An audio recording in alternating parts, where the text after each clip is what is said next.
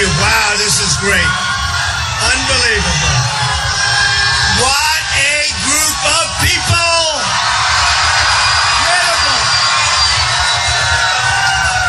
Incredible. You know, we love Jacksonville, and I'll tell you a little story. I had a boat, but it wasn't a pleasure boat because I'm always working like, I shouldn't, but I love it, right? But I had a casino boat built here. It did great. We sold it, made a lot of money, so I love Jacksonville. I love it. True. Great place, great people. We broke a record today. This is a record, and it's one hell of a beautiful place, isn't it? Isn't this nice? I just met a very rich guy, the owner of this big monster. Where the hell is he with his family? So amazing. They've treated me so good. Lenny Curry's been great. Everybody's been great. And I just want to thank everybody for being here. This is happening. This is happening all over. It's happening all over. No matter where I go, it's a message. And it's a movement. It's a movement. This is more than just like Donald Trump shows up, he speaks, he leaves. We're going to do something that's going to be so unbelievable. The whole world is talking about it. The whole world is talking about it. And we have to fight the media, constantly fighting the media. It's a constant battle. Because, they don't want it to happen. They don't want to see it happening. No matter what it is. Last night at Trump National Doral, I love that place. I love it.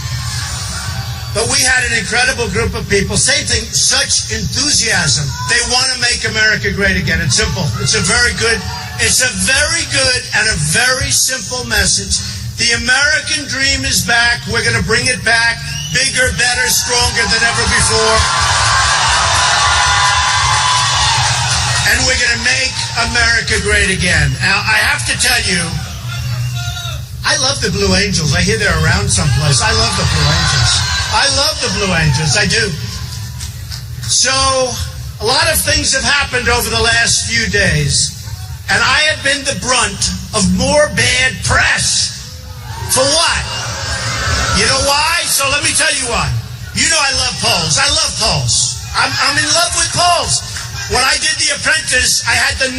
I was in love with ratings.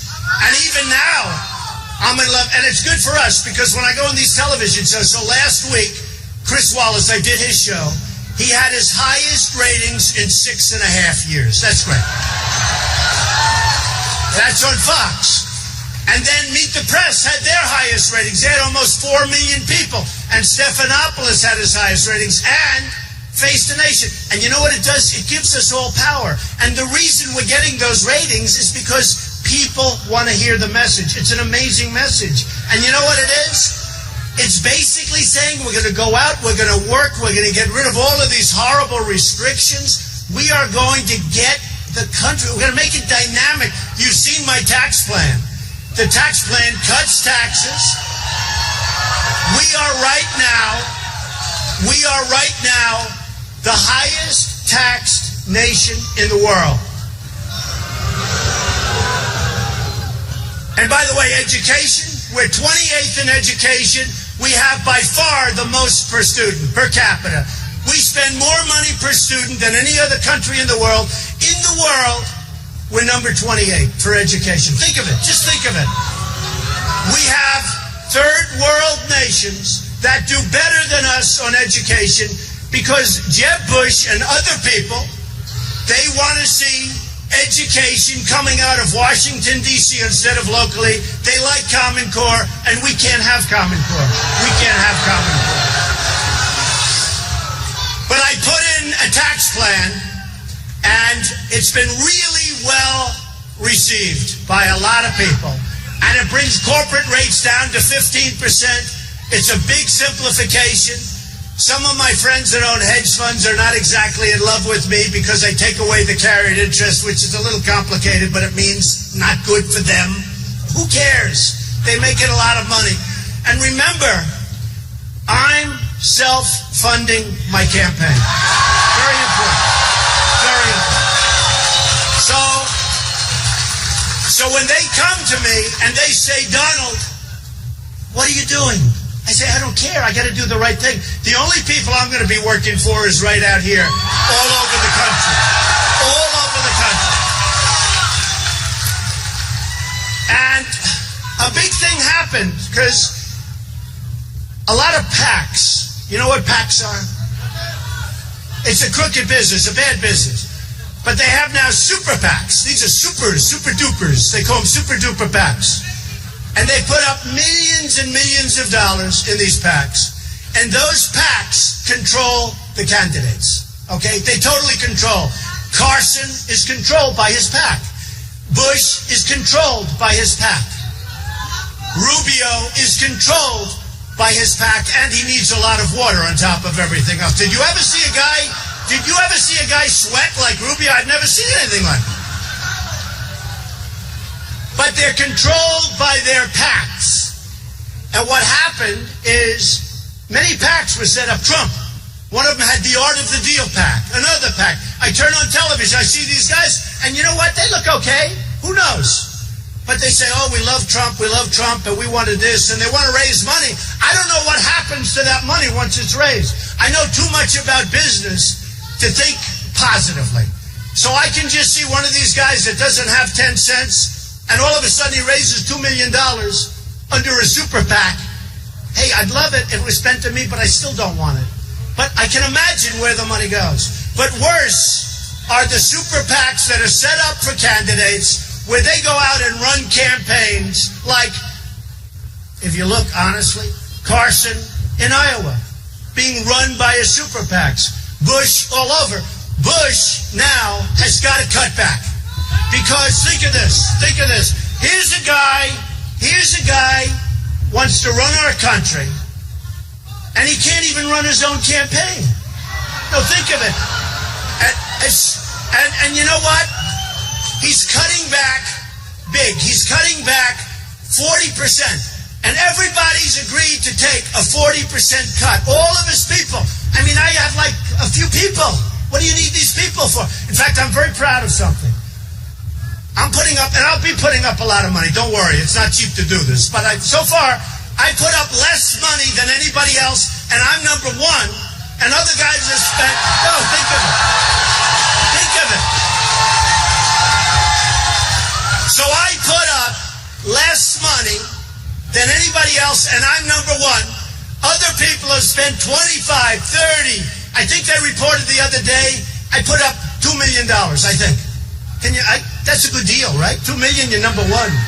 I could trade that to one of these other candidates that have spent many times that money, and they're at zero.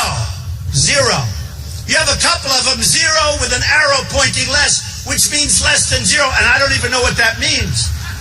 But if you think about it, because that's what we have to do for our country. I'm not doing that in a braggadocious way. I don't care. I'll put up as much money as I need. I'm not going anywhere. That I can tell you. I'm going to stay. I'm meeting the most incredible people. People like you. I'm meeting the most incredible people. So what happens is I put up, and there was a big story. Hillary's like in for $32 million. Bush is in for a fortune. Rubio's running out of money. He's got no money. He's running out. He spent much more than me. He's running out of money and not doing well. All of these people are spending money. And what I'm saying is that wouldn't it be nice if we had a country that would spend the least and be number one? Think of it. Wouldn't that be nice? Wouldn't that be nice? You know,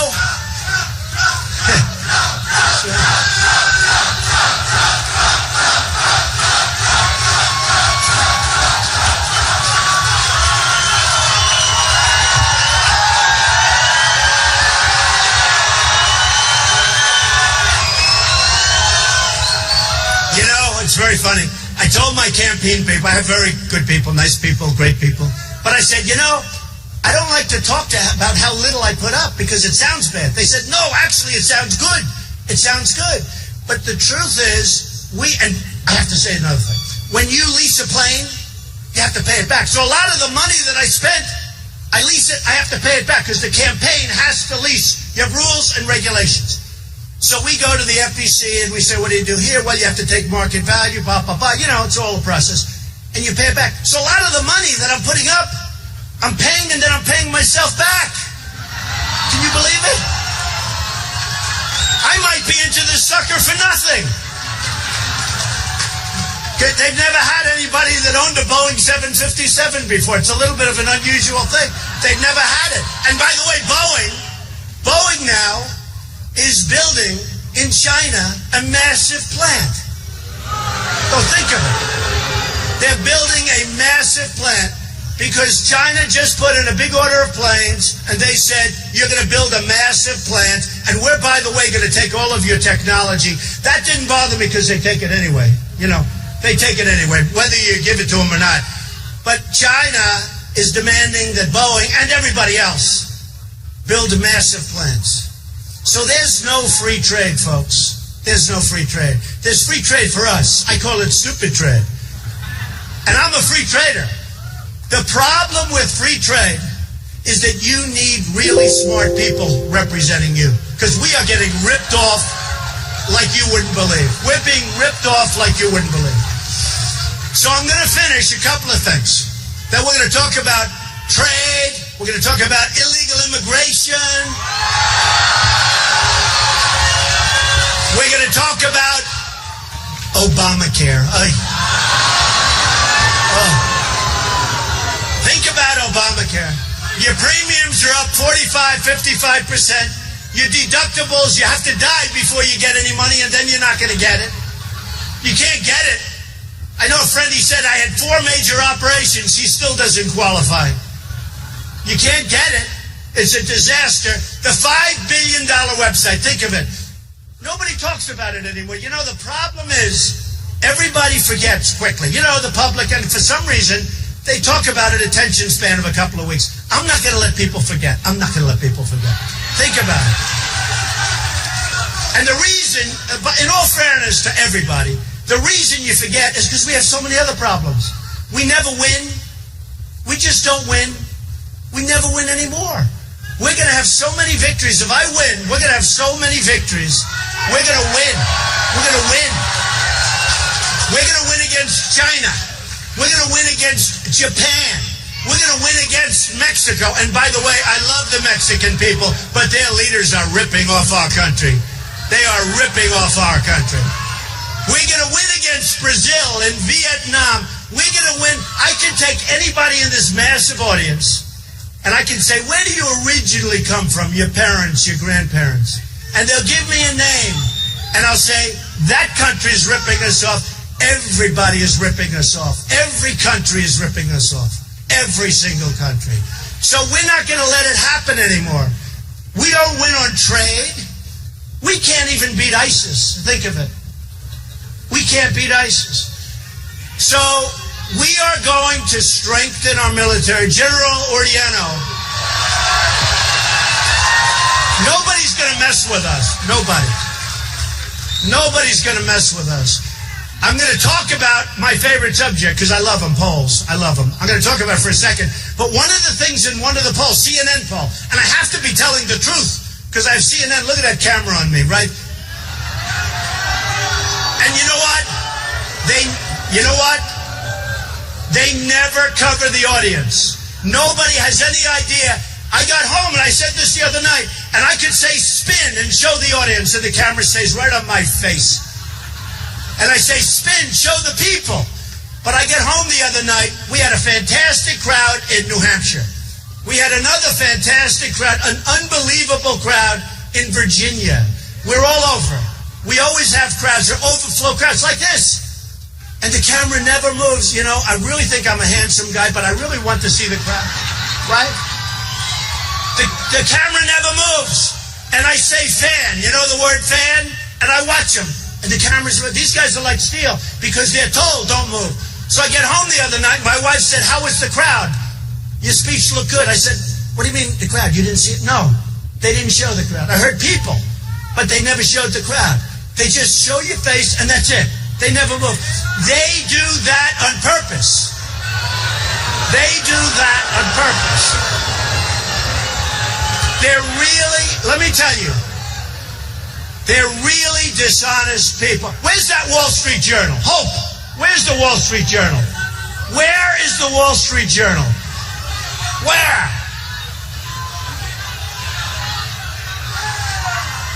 That's called having good people. See, we need good people. So look at the size of this paper. Look how small it is. Remember when it was big and beautiful and rich?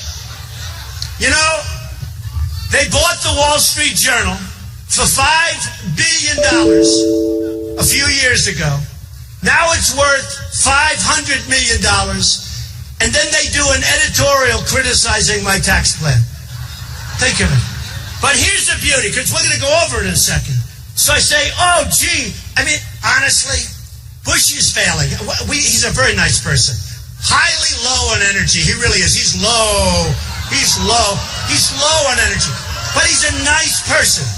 By the way, Carson is super low. I don't understand the whole deal. I don't know what's going on. Carson is lower energy than Bush. I don't understand what's going on, because we're going to talk about the fact that for the first time in 100 days, I had a poll that said I'm in second place in Iowa. Oh, don't worry. Don't worry. Only in Iowa. The rest we're killing. And we'll talk about them. So what happens, actually, we'll talk about that for a second, then I'll show you what they write, just to show you how dishonest these people are. So the polls come out, and I have great news, little bad news. I mean, you know, I'm entitled to a little bad news, right? My company's unbelievable. We're doing well. We're going to put that same brain power. You know, when I said I was going to run, everyone said, oh, probably not, because he won't want to file, because maybe he's not as rich as people think. So when I filed, I was much richer, much richer. So I built a great company. Very low debt, tremendous cash flow, some of the greatest assets in the world, and I'm not bragging. I'm only saying it because that's the kind of thinking we need to run our country. It's the kind of thinking we need. Oh, do we need that thinking? These people. These people.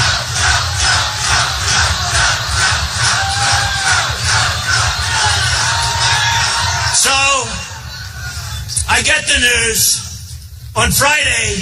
Great poll. ABC Washington Post just comes out. Big, big poll. ABC. Well, you can't do better. ABC Washington Post. Right? I'm killing everybody. I'm at 32. Way up from the previous. In New Hampshire, I get this incredible poll. I think I'm 20 points above number 2. Great. Nobody wants to say that. In New Jersey, I'm killing everybody, including the governor. I'm at 28 or 29.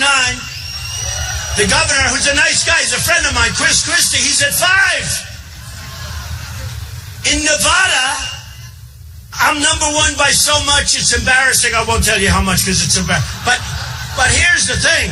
In Nevada, just came out, I'm number 1 with Hispanics because they know I'm going to put people to work. I'm going to bring jobs back. The Hispanics last night at Doral. You know Doral, it's in Miami. It's a great place, one of the great places. I took it. It was a sick puppy. And a man came up to me. I mean, everybody always made money with Doral. The Wall Street guys did. Buy it and sell it 3 years later and make $100 million. Buy it, sell it. Buy it, sell it. Then the market crashed. It's like musical chairs. Then I bought it for a really good price, right? And I was making a speech. I fixed it. Made it great. And a man came up to me yesterday. He said, you know, Mr. Trump, I've been coming to this place for 25 years. If you can do the same job for the United States of America as you did making this place incredible, because it's the best resort in the country now. He said, wow, would that be something? I said, that's what I'm going to do.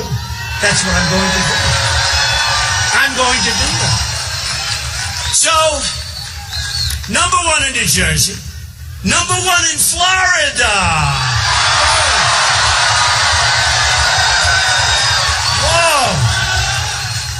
Trump is number 1. Rubio way behind. I mean, you talk about a guy who's sweating. Now he's really sweating.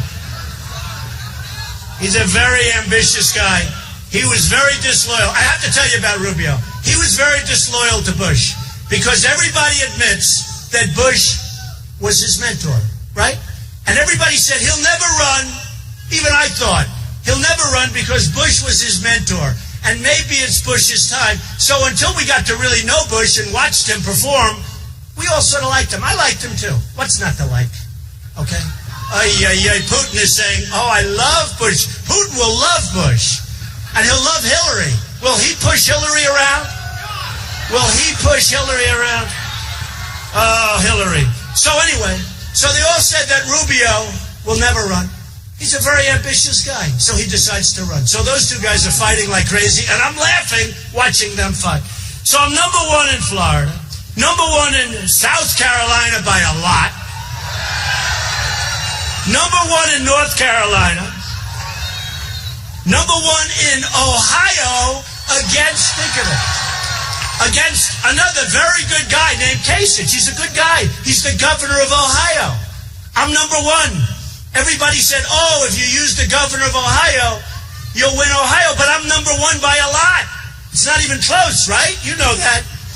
So I'm number one in Ohio. Listen to this. Number one in Massachusetts.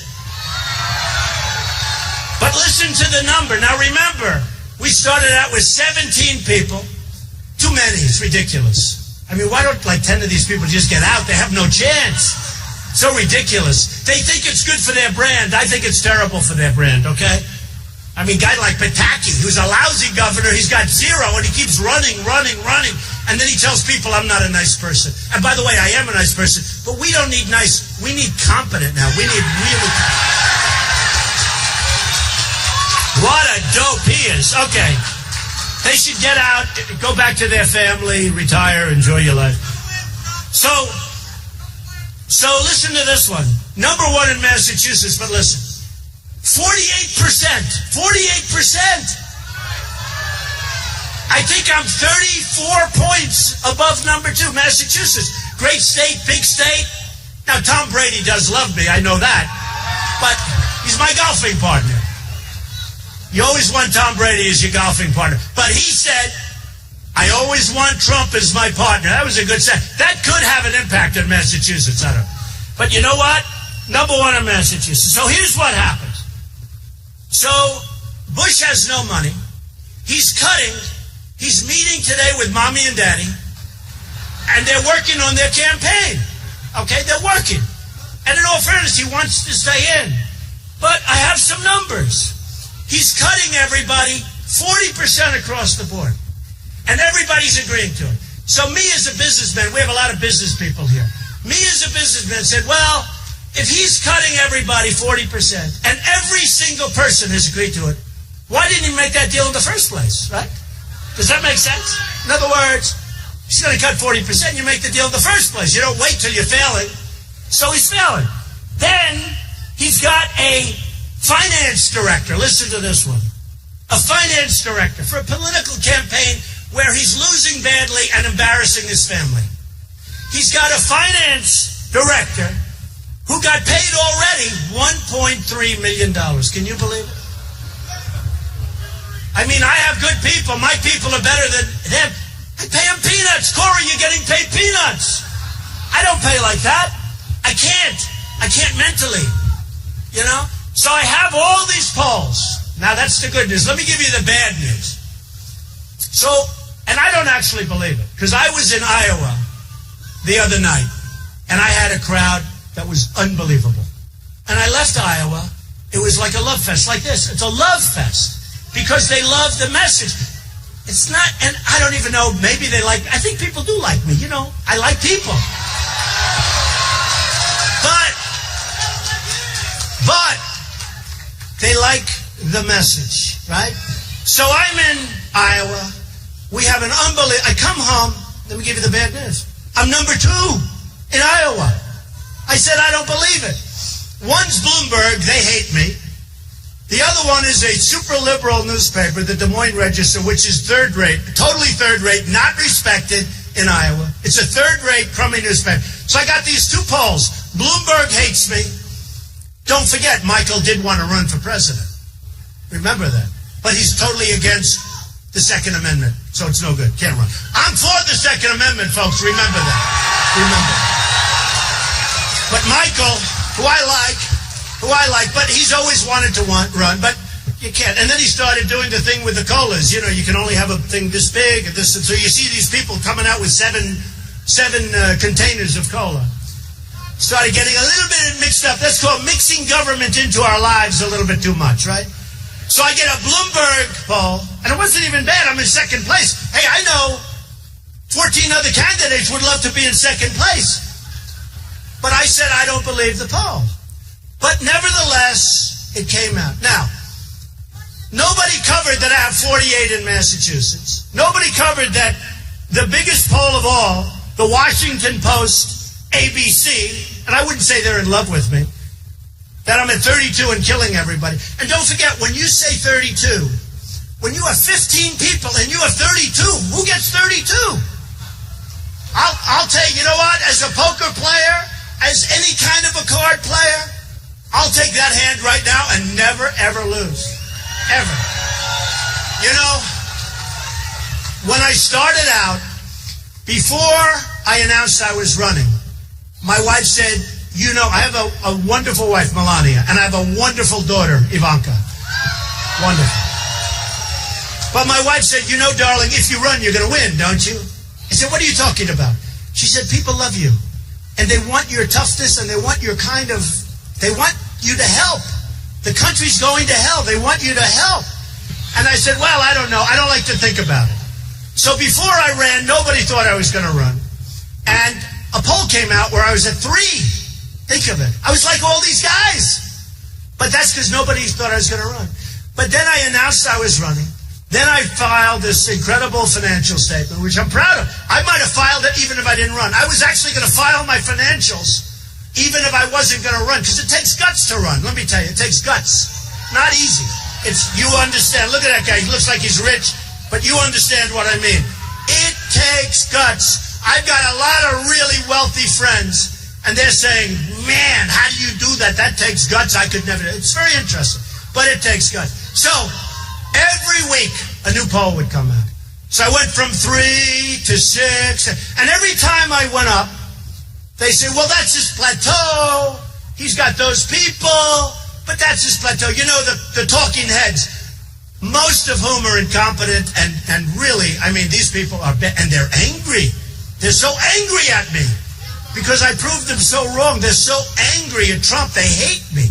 But the talking heads would say, well, so I'm at 6. Well, I could see how he got to 6, but you know that's a plateau. Then I go up to 12 the next week. Well, you know, that's a plateau. Then I go to 18. Then I go to 20. Then I actually had one last week that was 41. I said, I'll take that plateau. I don't want to do any more polls. But every week I was at a plateau. So what happens, and it's incredible, we go out, we do the polls, but last 2 days ago, a day ago, I get these 2 polls. Remember, I don't believe them. I don't believe them. In Iowa, one place, and I love Iowa. And look, I don't have to say it. I'm Presbyterian. Can you believe it? Nobody believes I'm Presbyterian. I'm Presbyterian. I'm Presbyterian. Boy, that's down the middle of the road, folks, in all fairness. I mean, Seventh-day Adventist, I don't know about. I just don't know about. But, so I'm Presbyterian, I get these polls, and I'm losing by a little bit. So, headlines all over the place. For 2 days, headlines. Trump losing in polls. I just want in fact, I have like this great memory, but there's so many that I'm winning, I wanted to write them down because I want all of them.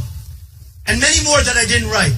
I'm winning on everything. Every national, but for some reason I had a bad week in Iowa, which I don't believe. The headlines today all over Fox and CNN and everything. Trump losing in polls to Carson. Carson. I don't think Carson's going to negotiate really well with China, folks, in all fairness. Okay? I don't think so. And I like him. I don't think so. Because it's not about like. You know, people come up to me, do you think you're a nice enough person to be president? I said, you know what, I'm a nice person, but it's not about niceness. It's about super competence, because, man, we are getting killed. We are getting killed. So, all over. Now, had I won Iowa, it wouldn't even be mentioned. Believe me. It wouldn't even be mentioned. There would be no story whatsoever. Nobody wrote that I was 48 in Massachusetts. Nobody wrote anything or very little about South Carolina, New Hampshire, all of these other places that I named. Practically nothing.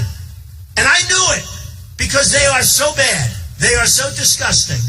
I know it. Not all of them, but 70%. No, they're so dishonest, the media. So what happens is I get up this morning and I say, whoa, that's incredible. So you have Bush with a failing campaign. He's got no money.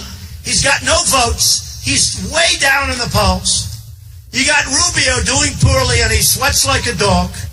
You got Carson. I don't know what the hell's going on there. I don't get it. I don't get it. And then I read in the Wall Street Journal, again, look how little these pages. You know, if you did it this way, if you read it this way, it's a tabloid. Sure. So I see in the Wall Street Journal, right up front someplace, where the hell is it? Yeah, right. Right, look at this. So incredible. Right up in the front. Can you believe it? Look at this. How Trump and Bush aren't doing well. So we have unlimited money. We're winning every state. In one state. And by the way, I have other polls in Iowa where I'm leading. But I have a couple of polls, quick ones, came out. And they're talking about Bush and Trump. This is the worst stuff. So I said to my people, so anybody want a Wall Street? Very dishonest. But they don't like Trump. But what I'm trying to say, and I think we're saying it, is the press is very dishonest. They're so dishonest. I had another case the other day, and I talk about it. I was on Meet the Press, Chuck Todd. Can you believe I saved his job? I was going after him so badly. You know what I was saying, because he treated me very unfairly. And in all fairness, he's been he's been very nice. So I'm leading in every category. This is 2 weeks ago. And he said, would you ever quit the race? And I said to myself, what kind of a question is that? You know, when you're leading, why is he asking? But I thought I'd give him an honest answer. I said, you know, Chuck, if I started going down in the polls big, and if I didn't have crowds like this, 20,000 people, the owner, who's a great guy, and his family just told me it's a record, it's over 20,000 people. So if I didn't have crowds like this, if I didn't have any gravitas, if I wasn't doing well, if you wouldn't be calling me to do interviews, which is like every 2 minutes they call me, then I would certainly consider leaving the race. And I thought it was a very good answer. The next day, Trump considering leaving race. I didn't say that. And then I watched these guys who are professional politicians, because don't forget, I've only been a politician for 3 months, thank God. Okay. So I watched these guys who are obviously in the race for no more than a week, maybe a few days. I watched a couple of them. I mean, I watched Rand Paul. He used to be a nice guy. Then he tried to hit me because he thought, you know, he'd get a couple of more points because he went down like a rock. But I watched him this morning. No, I'm staying in the race. I watched other guys. Some of these guys have zero. Will you leave the race? Absolutely not. I'm in it till the end. You know they're going to be gone in a couple of days. And I said to myself, isn't it sad when to be a politician, you basically have to be dishonest? Think of it. It's pretty sad. So we are doing well. We're at actually, I think, our highest point, or just about our highest point. The Reuters poll shows where I think just about our highest point from the beginning of the campaign, 32. And we have some that are higher than that. But I have to tell you something. I am having, because people ask me the question, and actually most people say he's having fun. And I am. I'm having fun. Just look, I'm having fun. I'm having fun. A very rich friend of mine said, how do you speak like that without teleprompters? Don't forget, I don't have teleprompters. Obama doesn't speak without teleprompters. And he speaks, and he reads, and he reads. Hillary Clinton.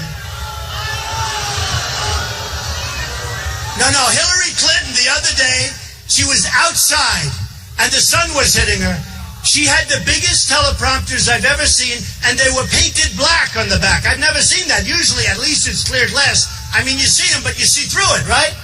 These teleprompters were black. They were massive, here and here. I'm trying to say people can't even see the candidate. And I said we should pass a law, and I'm only kidding. Somebody said he was serious. That if you're running for president, you shouldn't be allowed to use teleprompters, okay? You shouldn't be allowed. Because look what we just got. We just got a teleprompter president. But a friend of mine came up to me and says, do you use teleprompter? I said, no. Do you use prepared speech? I said, no. He said, how do you speak before all these people with sometimes 7 or 8 live cameras on? Look at these guys. Look at the cameras there. They're going crazy. And they don't know when to turn off. Because if I hit CNN or if I hit Fox, all of a sudden, we're going to commercial break because they know when I'm getting ready, right? We're going to commercial break. They have to do it quickly. But he said, how do you do that? And I said, honestly, it's easy because there's love. There really is. There's love in these audiences. And it's true. It's true. It's true.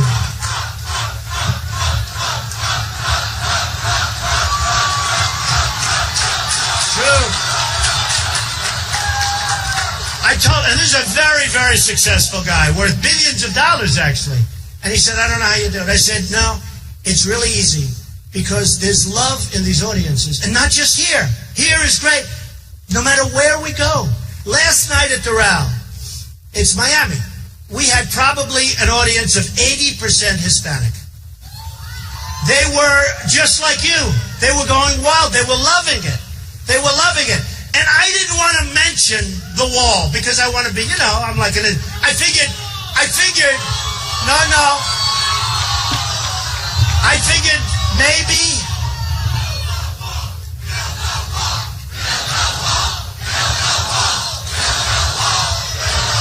It's what happened last night. So, being a great diplomat, I decided that Miami, mostly Hispanic.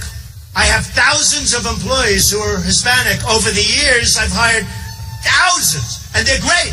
But, you have to be intelligent. So I'm in Miami. I could see it's a largely Hispanic crowd. So I'm getting toward the end of the speech. Everyone's having a great time, and it's hard to have a great time when everything's negative, right? I mean, we don't have one positive thing to say except hope. That's the only thing. We have great hope. We have great potential. But we lose with everybody. And yet we all have a great time because that's what they're looking for. But I'm toward the end of the speech. And somebody, Hispanic, shouts out, Mr. Trump, what about the wall? And the audience went crazy. They want the wall. They're all Hispanic. It's amazing. They want the wall. Wasn't reported, but that's okay. But the person, and I said last night, some of you might have seen it, it was live on a lot of the televisions. I said last night, do you want me to talk about the wall? I'm a little bit, tentative. Do you want me to talk? They're all screaming, yes, we want the wall. Because people, including the Hispanics, that are here legally, they don't want people coming into our country illegally. It's as simple as that. And then I have, the criticism I get. I mean, think of it. The criticism I get is so incredible from people that 10 years ago all wanted a wall. I'm getting articles because I love to do this. We get ready for the opponents. I'm starting to think about it. And if you look back 10 years and 12 years ago, many of the biggest people against the wall, it's not humane. The wall's not humane. It's okay for people to come in our country illegally. It's okay for Kate to be brutally killed in San Francisco by somebody that comes in. Think of that. Somebody that comes in 5 or 6 or 9 times, they don't even know, and shoots her in the back, this incredible woman. They think it's okay for a veteran, 2 weeks ago in California, 66-year-old veteran, female, to get raped, sodomized, and killed by an illegal immigrant. They think that's okay. They think it's okay. And let me tell you something. Walls work. They work. My wall works. My wall works. That's a Trump wall. That's a good wall. That's a wall as high as that building right there. That's a wall that works. And, you know, then they say, oh, it'll be too expensive. So the Great Wall of China, right? Pretty big. We learned about that. It's 13,000 miles long. Think of it. 13,000. That's called a serious wall, right? It was built 2,000 years ago. It's 13,000 miles long. Our southern border is 1,900 miles long, of which half of it you don't have to build because you have natural barriers. You have barriers that are natural, you know, like ridges and things that frankly are as good as the wall or better. So we really need 1,000. We need 1,000 miles. So easy. Who's in the construction business here? Precast. Think of it. I do garages. I do a lot.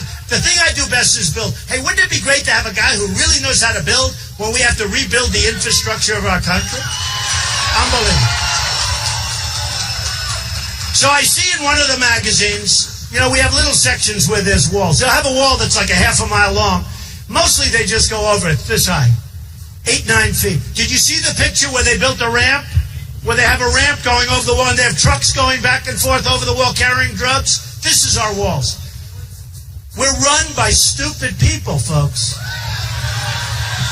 So, just for because this is a good construction area, and precast plank, you know what that is? It goes forever. Where you do parking garages, where you do highway where it spans, you do those planks, you set them into foundations. That sucker could be 40 feet, 50. Nobody's going over it with a truck, and if they get up there, it's a long way down. There's nobody going through that wall.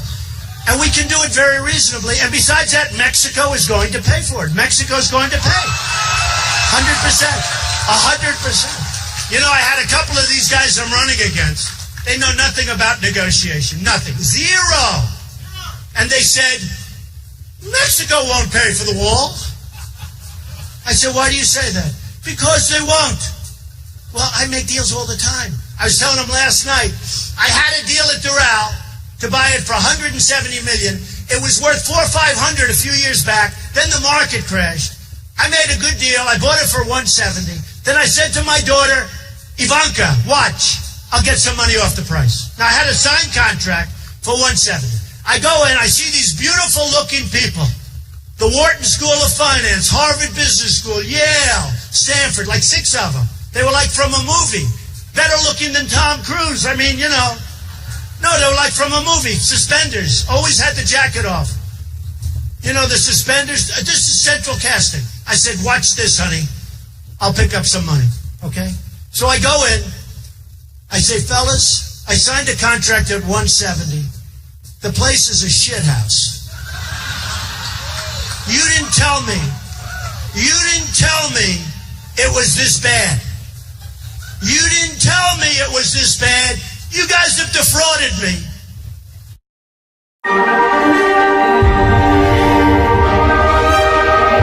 There comes a time to look beyond success to something more. And I'm not saying this to be a wise guy either. Everything I say is because this is the kind of thinking our country needs. We need this sick thinking. Do you understand it? But I did it because I wanted to show off to Ivanka.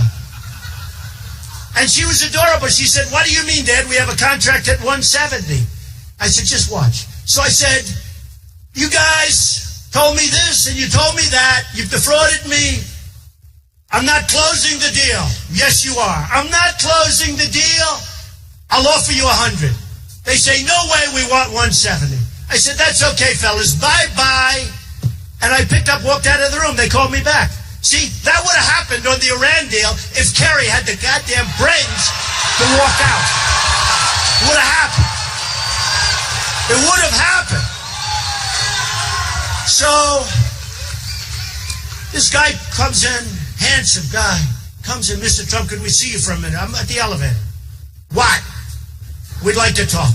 He comes in, he said, in front of the group, 6 guys, would you take 150?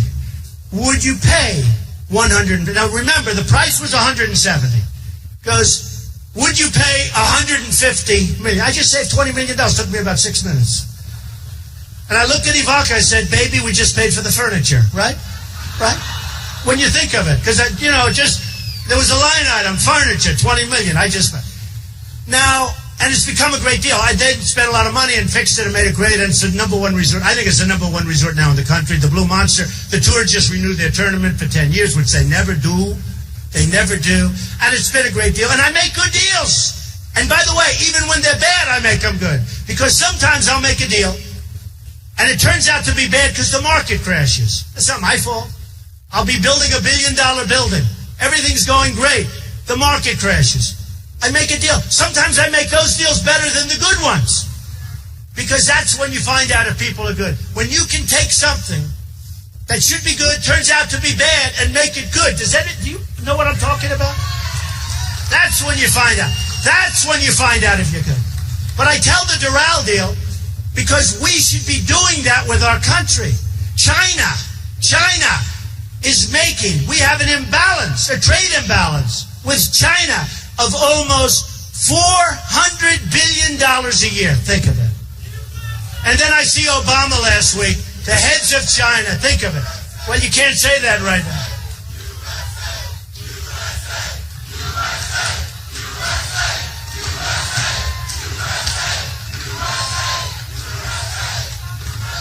So we have a trade imbalance. And by the way, USA, when was the last time you saw, remember when we were all young, growing up, and we had a country where we actually made everything? Do you remember when it used to say, made in the USA? When was the last time you saw a sign, made in the USA? You don't see it anymore. If I win, I'm going to make it almost mandatory, meaning please do it. Made in the USA. It's true. And I'm just thinking to myself, because you know the great thing about having a great memory and being able to speak without, you can adjust your speech. Because I'm just thinking to myself, if you remember, especially the ones with a couple of years, like the guy with the white hair back there that's so enthusiastic, I love that guy. See this group over here? I see you. But those guys, they can tell you, when we had a sign that said made in Japan, and there were some of them, not many, that was a cheap goods, right? That was bad. It was considered inferior product. Now it's the reverse. But we don't even see signs made in the USA. I tell the story all the time about my friend. You know, Japan is doing a very big number on us. They've devalued. They have Abe. We have nobody represent us. We have Carolyn Kennedy. You've heard that story. Carolyn Kennedy. Give me a break. Give me a break. Japan is doing great. Japan is...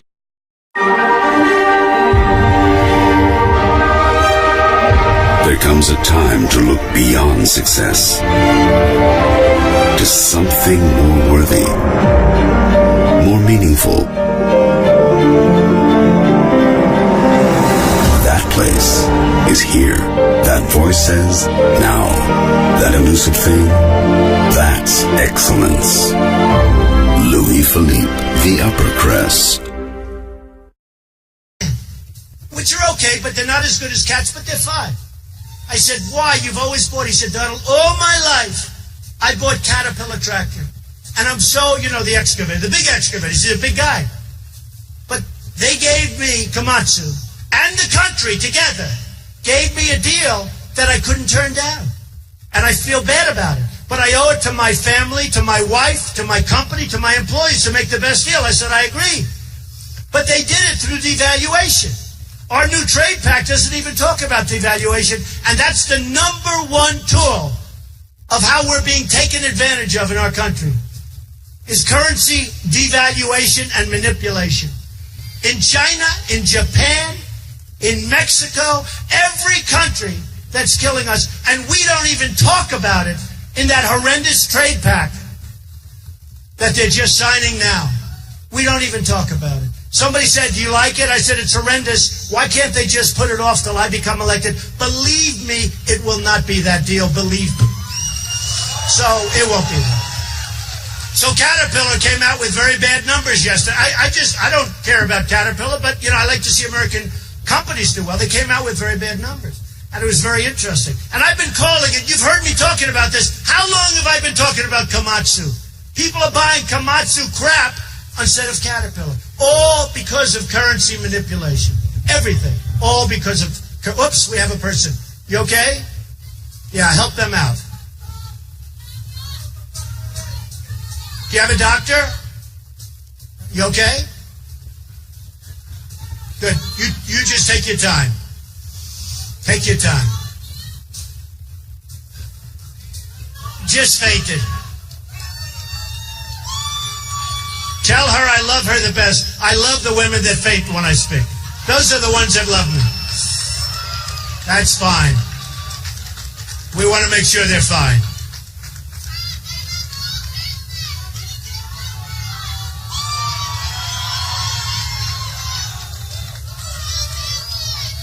You okay? Oh, that's good. Beautiful. Give him a hand.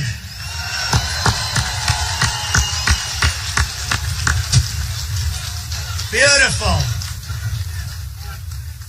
That's great. Strong people. That's the kind of a guy I love. Thank you. Make sure he's perfect. I'd bring him up on stage, but he might not right now feel like it, right? All right. So, I've been talking about this for a long time. With China, you've seen what happened recently. Carl Icahn, a great businessman. Great. Tough, smart, great. He calls me. I want to help. I have everybody calling me. I have the best in the world. We have the best in the world. We don't use them. We use political hacks. We use people that give campaign contributions. We use people that are involved with these horrible PACs. You know, yesterday, I don't know if you saw, but I wrote a letter. I disavow from all PACs. I don't want any money from PACs. I don't want any money. These guys are setting up PACs. But I also said that every candidate should disavow. Every candidate should disavow. And we're going to do that. And it's going to be a major point. As I said, it's going to be a major point.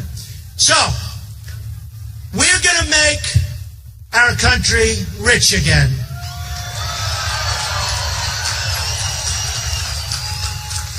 A person said to me the other day when they heard me say that, oh, I don't know if that's very nice, using the word rich. You know, we have no choice. We owe $19 trillion. We're losing on every single deal we make. We've got Sergeant Bergdahl. This guy is a traitor. No, think of it. You see, even though it's a different thing, it's military. You know, in the old days when we were strong, you know what happens to Bergdahl? Bing, boom, he's gone. He's not even going to get jailed. Do you believe it? He was a traitor. Think of it. He was a traitor. Traitor. 6 young, incredible, beautiful people died looking for him. And they just announced he's not even going to get jail time. He has psychological problems. He's got psychological problems. Look at ISIS. ISIS cuts off heads. They cut off heads. They drown people. They shoot anybody they want. What they do to women is beyond belief. What they do to everybody is beyond belief. And I watched a general on television a very short while ago, month ago, and he was talking on television. And I said it last night at Doral. I said, why is my general talking on television? I don't want generals that talk. I want generals that know how to fight. It's true. I don't need talkers. We've got enough talkers in this country. Everybody's talking. Politicians are all talk, no action, nothing gets done. Nothing. And this general was asked by one of the commentators, what do you think of ISIS? When can we beat them? Can we do it quickly? No. It's going to be long. Oh, no. There's 60,000 people, by the way, 60,000, that we let happen because of the way we handled Iraq. You know, they came out of Iraq. And we let it happen. So they have, he goes, no, very tough. And I'm saying to myself, can you imagine General George Patton saying ISIS is going to be tough? Can you imagine General Douglas MacArthur saying, oh, gee, ISIS is going to be tough? We send military weapons. We send Humvees. I always tell the story. 2,300 Humvees to our so-called allies. One bullet gets shot in the air and our allies run, and the enemy ends up with, listen to this, 2,300. You know how many that is? I thought it was a mistake. I thought they meant 3 or 5. 2,000. How do you get them over there? One bullet. And these are the armor-plated ones. These are the ones that are really good. These are the ones that if our soldiers had them, you wouldn't have the wounded warriors to the extent you have. They'd have their arms. They'd have their legs. And you know who has them right now? ISIS and our enemies has them. They don't do equipment. They shoot a bullet in the air, and the people we give this stuff to, they just go in and take it, and they run. We don't know what we're doing, folks, and it's got to change. And the reason I always bring up Bergdahl, because he's garbage. He's garbage. He's garbage. And you know what? And frankly, you know, it's never politically correct even to say it. If I had my choice, I'd fly him right back into the middle of that zone. I'd drop him right on top of us. Sure. True. But with Bergdahl, he's emblematic of the way we negotiate. So we get a traitor, Bergdahl, who should be executed. We get a traitor, Bergdahl. And the other side gets 5 of the greatest killers that they've been after for 8 years. So we give them, who are right now back on the battlefield, killing everybody that's in front of them. And believe me, they want to kill you too, believe me. So this is the way we negotiate. The Iran deal. Think of it. Just think of it. Think of the Iran deal. 24 days to inspect. Now, why can't we say we want to inspect and you go in and you inspect? 24 days. And before the 24 days start, there's a whole legal process. So the 24 days could be much more than that. I guarantee you, I'd have that place so nice, so clean, so wonderful. I'd paint the floor battleship gray, right? Battleship gray. I love the concrete floor painted. Nobody's going to know what I'm doing. 24 days. Then they have another section where they can do their own inspections. They call it self-inspect. Do you believe this? Iran. Then you have, as Obama calls him, the supreme leader said, nobody, I'm not calling anybody a supreme leader. You know who my supreme leader is? My supreme leader's up there. It's true. I'm not calling anybody the supreme leader. Obama, the supreme leader, said. So we're in the middle of a negotiation, and the other side is dancing in the streets, calling the Americans stupid, saying we want to kill Israel and we want to kill America, and within 25 years, Israel won't exist and the United States won't exist. And Kerry keeps negotiating. Then he decides to go into a bicycle race, breaks his leg. Now, you ever see anything like this? He breaks his leg. Why is a guy in a bicycle race in the middle of the most important negotiation? Why didn't he walk? Why didn't he do the same thing I did with Doral? Walk and double up the sanction. They'd be calling you by the end of the week begging to make a deal. They were dying. Why didn't we do that? So with all of these problems with the deal, which is going to lead to total nuclear proliferation, but with all, as you know, we used to have 3 hostages, now we have 4. So they didn't want to put that in because they didn't want to complicate the deal. Do you believe both Obama and Kerry? We don't want to complicate the deal. We're giving them $150 billion, which is insane to give them money. We shouldn't give them anything. We should say, first day, by the way, the $150 billion, it's ours. Never going to be discussed. Don't ever bring it up. And we'll win. We'll win. So we've got 4 hostages. But at the time when we started this negotiation that took forever, did you ever see, we've got a lot of good business people here. Did you ever see a deal that took so long? You know, we're not sending a rocket to the moon. Did you ever see, this deal never stopped. It's still going on. But we're giving them this money. So we get 3 hostages, now we have 4. And I just heard now Iran wants to start a new negotiation for the hostages. So they want to do it. And here's what they want. And I watched this guy who's far too sharp for our people. I watched their chief negotiator. By the way, The Persians are great negotiators, okay? Somebody will say, that's not politically correct. We'll give them Hillary. You know, how about Hillary negotiating? How about that? Who would you rather have negotiating, Hillary or Trump?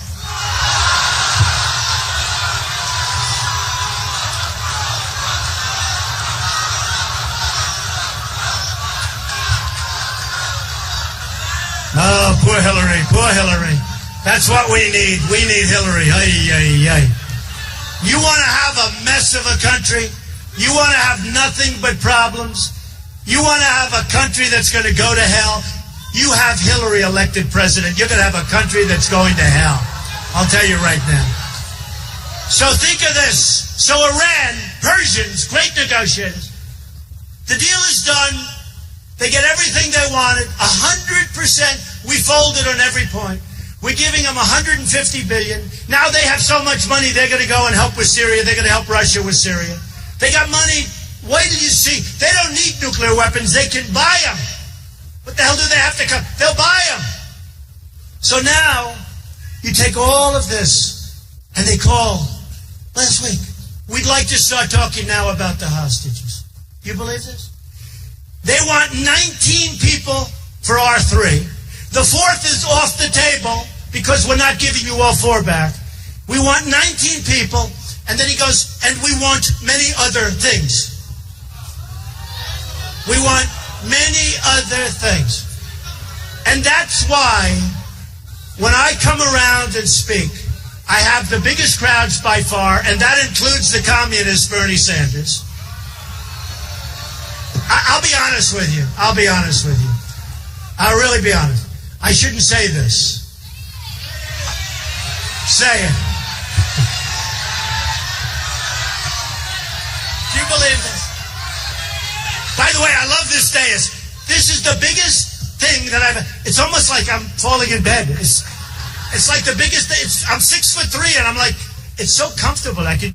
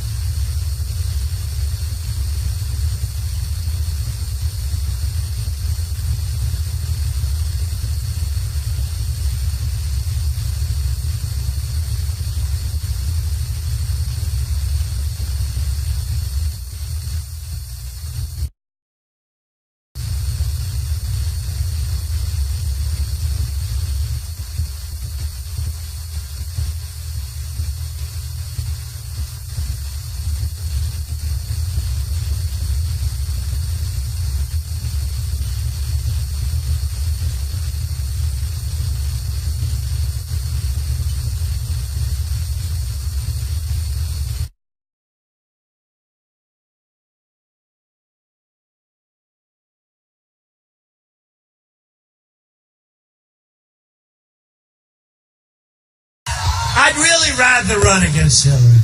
I actually think, look, I shouldn't say this either, but I will. Do you mind? She's going crazy. Say it. So, he's giving away too much. He may be hard to beat. He's giving away everything. Free education. He's giving away everything. By the way, if you're an illegal immigrant under the communists, if you're an illegal immigrant, you get treated better than our veterans. You get treated better. He wants to give free education. He wants to give free medicine. He wants to give everything free. There's only one problem. You're going to pay for it. It's called taxes. It's called taxes. But honestly, I told somebody last night, I did some of the shows, and I'm on Jake Tapper on CNN on Sunday at 9 o'clock. And I told him, I'd rather run against Hillary because her record is so bad that I don't know anything about this guy. This guy's a maniac. All he wants to do is, yeah, we'll give this, we'll give that. I mean, it's incredible. But I would rather run against Hillary. And the Benghazi thing was terrible. And she came out fine. But remember this, hundreds and hundreds of phone calls made by the ambassador for help. She didn't respond. She was unresponsive. You know why? She was sleeping. Or something. Or she was talking to her friends on her private email. But hundreds and hundreds of calls came out for help. And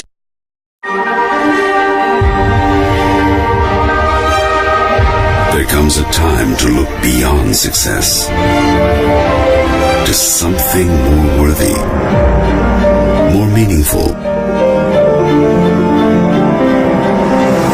That place is here. That voice says, now.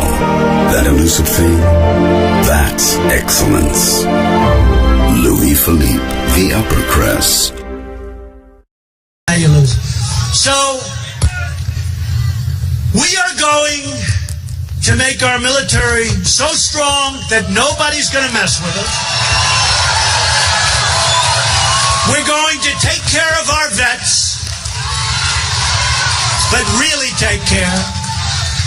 We're going to stop illegal immigration. And we are going to build the wall, and it will be built, and it will be paid for by Mexico, believe me.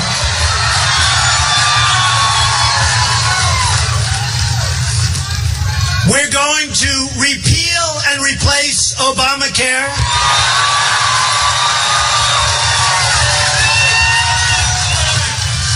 With, by the way, something much better for you and for the country. Because if people realize Obamacare actually kicks in big league on 16. Now, he'll be out playing golf, and we're going to have a problem like you've never seen before. And you know the problem most of you have already with your premiums. So we are going to repeal it. We're going to replace it. I promise you our website will not cost $5 billion, and it will work. It will work. We're going to renegotiate all of these. Think about Doral. Think about Doral. That's the reason I told you that story. I don't care about that story. I don't care about that story. We're going to, at a minimum, renegotiate with Iran that horrible deal. I mean, we probably can't get our $150. We gave them $150 billion. How do I get it back? How do I get it back? But I'll tell you what. I'm not a big sleeper. I toss and turn thinking, and I think. Maybe I'm going to find a way. But it's gone. $150 billion is gone. They are going to be such a power. Our leaders, we don't have leaders, folks. We don't have leaders.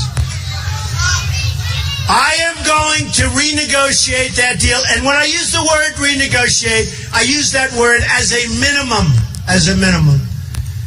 And I'm going to bring that deal back. You know, I've done that a lot. I take over somebody's deal. A friend of mine makes a bad deal. Loses a shirt. Wonderful. There's one in particular. Wonderful.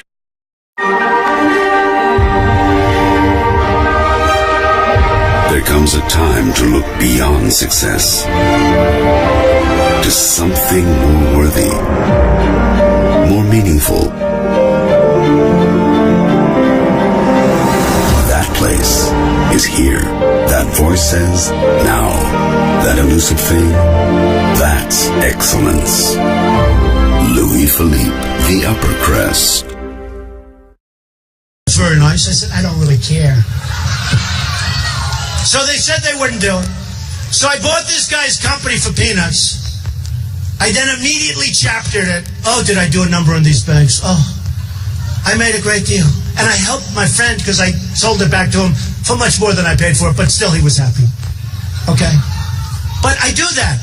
And I'll take that around. As bad as it is, there's always something, even when you have incompetence like Obama and Kerry, there's always something in a contract that you can hang your hat on. That's what I do. There's always something. There's always something. And I will find it, and I will, believe me, I'll bring it back. I'll bring that sucker back. It would be a lot easier if they didn't make the deal. I kept saying, don't make it, don't make it. Just like I've been saying, don't make the trade pact. Don't make the trade pact. Let me do it. It's a year. Can you believe we're talking about a year? Can you believe it? You know, when I started really thinking about this, I thought about it seriously 4 years ago. Romney, did he let us down? What happened to him? He choked. You know, he's very angry at me because I said he's a choke artist. I don't care. I don't want his endorsement. I don't want his endorsement. Endorsements don't mean a thing. And now he goes, well, Donald Trump is not a nice person. Who cares? The guy let us down. And I used to call them. I endorsed him. They asked me to help him. He let us down. He choked. No different than a guy standing over a 3-footer on the 18th hole, and he needs it to win a tournament, and he can't take the club back.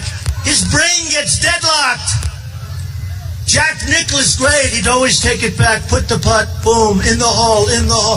You have, not many, but, not many have that ability. Most people are choke artists. Well, he let us down. That's not going to happen again. McCain, in all fairness to McCain, he had a pretty hard deal going. You know, the economy was doing an El Crasho, right? So that way, we can't really blame McCain. But Obama should have been beaten the last time. So I backed McCain, and he lost. I backed Romney, and he lost. And I said, this time I'm doing it myself. We're not losing. We're not losing.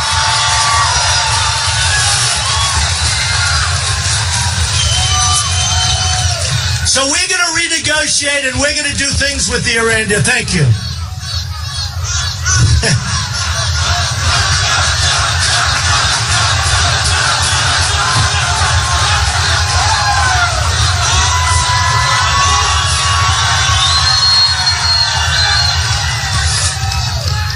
So we're going to do something with that Iran deal. We're going to make the best of it, folks. I'm not going to promise you the world, but I'm going to make it damn good. I'm going to make it better than anybody else could. And finally, we are going to renegotiate our trade deals. We are going to bring jobs back from China. We're going to bring jobs back from Japan. We're going to bring jobs back from Mexico. I tell the story about Ford. I respect the Mexican leaders. They're much smarter than Obama and his people. We have nobody that knows what they're doing. Ford's building a massive $2.5 billion plant. Nabisco just announced 2 weeks ago. Nabisco. They just announced that they're moving Oreos. My Oreos. Oh, I'll never have another Oreo. They're leaving Chicago. And they're going to open a plant in Mexico. I'm not eating that stuff anymore. And I'm not blaming Mexico because if they can get them, but why? How does it help for Ford? How does it help our country? For Ford to build a massive plant to make cars and send them across the border, no taxes, no nothing. And I guarantee you, stuff like that will not be happening with me. I guarantee. And if it does, and I tell the story all the time. If it does, I'm going to call up the head of Ford and I'm going to say, folks, guess what? Congratulations on your plant. You are paying a 35% tax every time you send a car in. Because they're closing plants in Michigan and all other places in order to build this massive monster plant.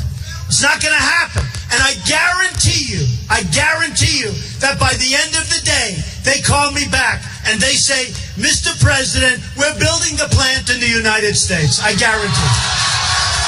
And Nabisco's not leaving, and other people.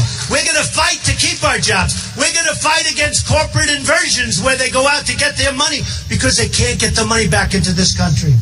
$2.5 billion, that's the legal fees. But they have probably $3 trillion offshore. And everybody agrees it should come back. The Democrats, the Republicans. For 3 years, it's $2.5 to $3 trillion money we could have here. Everybody agrees, and you know what happens? They can't make a deal. They can't make a deal even when everybody agrees. Nobody disagrees. Who's going to disagree? We want the money to come back here. We want to put that money to work here, jobs and everything else, and infrastructure. So there's total gridlock in Washington because there's no leadership. But there's a case, corporate inversion. Take a look. $2.5 trillion. Everybody agrees for years, and they can't even agree to that. So we're going to make great trade deals. We're going to make them fair. We're not going to lose almost $400 billion a year with China, $70 billion a year. It's not going to happen. When Japan sends us millions of cars and we send them practically nothing by comparison, not going to happen. We have all the cards. What people don't know is that I have the strong negotiating hand. We rebuilt China. What China did to us is the single greatest theft. It's the single greatest robbery in the history of the world. It's true. They took our jobs. They took so much money. China rebuilt China with our money. And I love China. They buy my apartments. They're great. They're getting away with murder. They know it. I'll get along with them fine. They're tenants of mine in buildings. They're great. But they're too smart. We have stupid people dealing with them. So I have the smartest people in the world. I have people that are the greatest deal makers in the world. They're going to represent us. They don't want any money. They just want to show everybody how smart they are to be. And that's okay with me. That's okay with me. So I have guys like Carl Icahn. I have so many others. We're going to be announcing other names. And they're all calling me. They want to help. They're not saying, I want $200,000. That's like they buy a candy bar for that. They want to make great deals for this country. They want to see the country be great just like you want to see the country be great.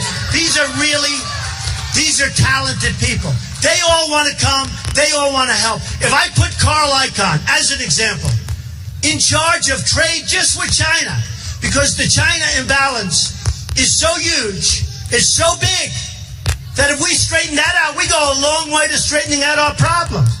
If I take somebody like Carl, who endorsed me the other day, I love having an endorsement. See, that's an endorsement that means something. Because when I get the really smart people endorsing me, that means something. But when I take somebody like Carl Icahn, Carl, do me a favor, watch over trade with China. They're not going to be taken advantage of anymore. So here's the story. We're going to make our country great again. And remember this, the American dream will be back, bigger and stronger, I promise, than ever before. Ever. Thank you. Thank you very much. Thank you.